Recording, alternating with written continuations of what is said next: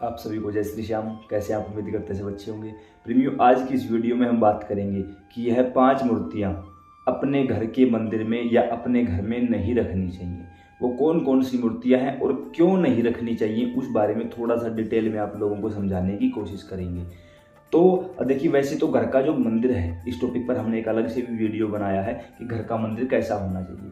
अब देखो, सामने जो आपके यहाँ सेटअप दिखाया गया वो सिर्फ एक सेटअप है, ये मेरे घर का मंदिर नहीं है। ये वीडियो बनाने के लिए सिर्फ हम इस स्थान को यूज करते हैं और इन सब मूर्ति प्रतिमाओं को यूज करते हैं केवल।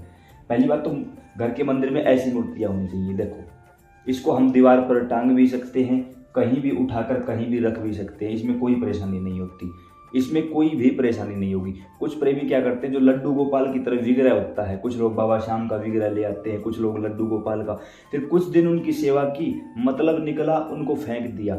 ऐसा हमें बिल्कुल भी नहीं करना चाहिए। इससे होता क्या है, इससे दोष लगता है, इससे हमारे पितरलोक में बैठे हुए पितर कुपित हो जाते हैं। हमारे ऊपर नहीं, हमारे पूर्वजों पर दोष लग जाता है। क्यों?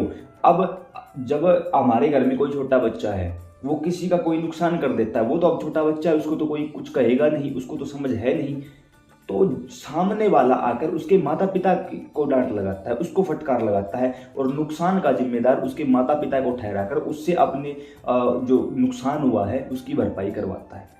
अब उसी प्रकार हमारे पूर्वजों के, हमारे पितरों के हम भी बच्चे हैं। जब हम कोई गलती करते हैं तो सामने वाला हमें ना कहकर हमारे पितरों को कुपित कर देता, फिर आपके घर में, आपके जीवन में, आपकी कुंडली में पितर दोष लग जाता है और आप लोग कहते रहते हो कि मैंने तो ऐसा कुछ भी नहीं किया, मैंने तो ऐसा कुछ भी नहीं किया। इस कारण पितर दोष लग जाता है और फिर हमारे घर में नुकसान शुरू हो जाते हैं। फिर उसके बदले आप चौकियों पर भटकते हो, कोई मुझ जैसा पाखंडी आप लोगों को मिल जाता है, बोल देता है तेरे ऊपर तो किसी ने ये छुड़वा दिया है, वो छुड़वा दिया है, घर के ही व्यक्ति ने किया है। हजारों प्रकार की बातें सुनने को मिल जाती हैं, जो कि फिर विश्वास अंधविश्वास में बदलने लगता है और लोग फिर हमारे धर्म को एक पाखंड का रूप देके अंधविश्वास के तौर पर गलत दृष्टि से देखने लग जाते हैं, जबकि सारी गलती हमारी होती है। तो हमें इस गलती से बचना है। घर का मंदिर साफ सुथरा स्वच्छ रखें। कोशिश करें कि घर में 1 या 2 प्रतिमा ही घर के मंदिर में रखें। कुलदेवी कुलदेवता की आप पूजा कर सकते हो, अपने इष्ट की पूजा कर सकते हो। याद रखें, घर के मंदिर में कभी भी गुरु की फोटो नहीं रखी जाएगी, ना ही पितरों की फोटो रखी जाएगी, ना ही पितरों की पूजा घर के देवी देवताओं के साथ होगी।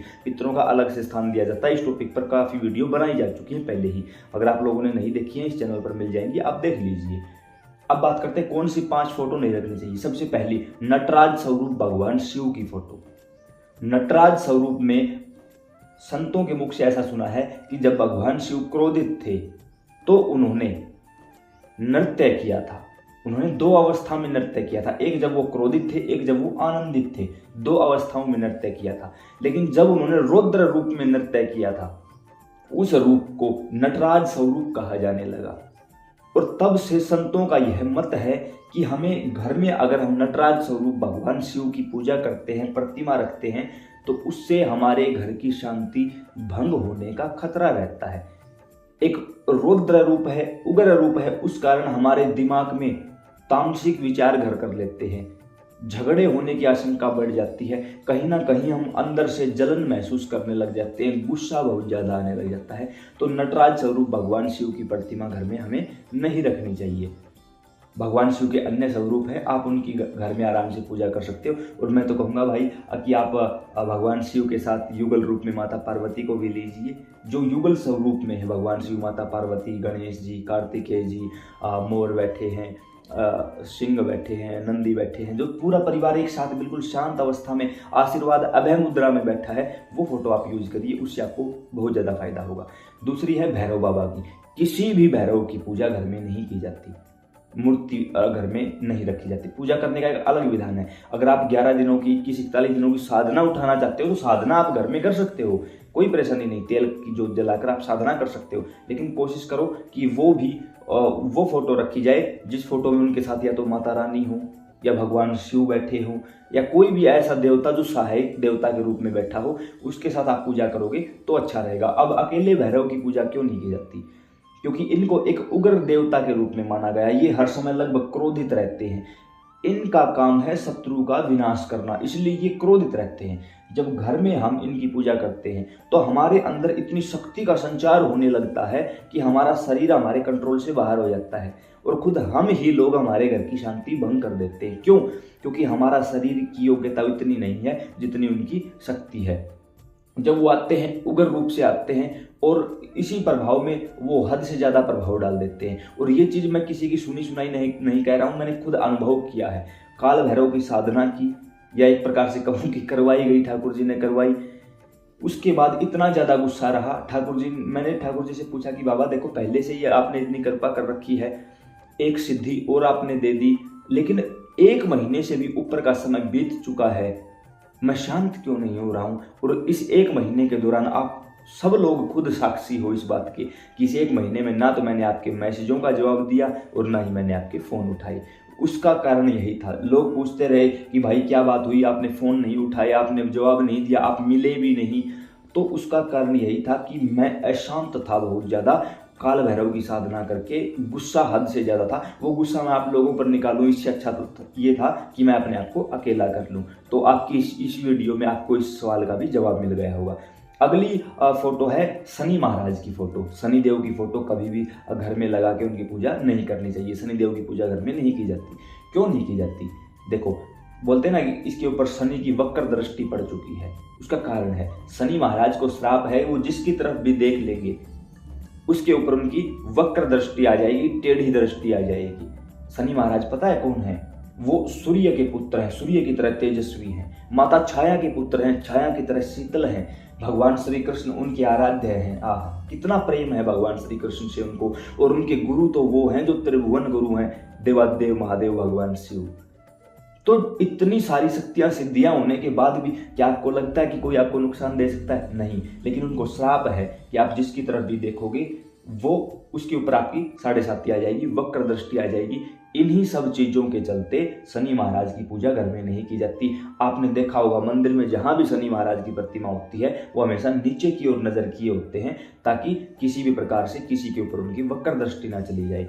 अगली फोटो है माता रानी की, देखी होगी आपने, जिसमें सिंह का मुंह खुला हुआ होता है। कभी भी वो फोटो घर में नहीं रखनी चाहिए। शेर का मुंह जिसमें खुला हुआ है। क्यों?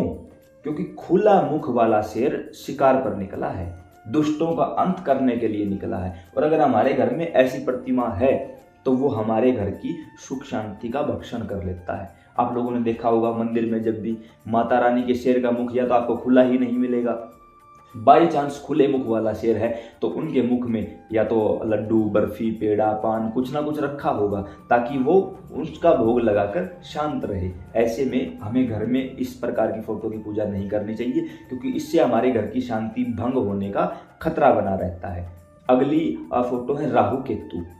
राहु केतु वैसे तो चलो इन्होंने अमृत पान कर लिया था, अमर हो चुके हैं एक प्रकार से, लेकिन किसी भी प्रकार से ये तामसिक प्रवृत्ति के व्यक्ति हैं। तामसिक प्रवृत्ति के अनुसार इनको मतलब गलत खाना पीना, गलत व्यवहार, गलत आचरण करना, ये इनकी प्रवृत्ति है।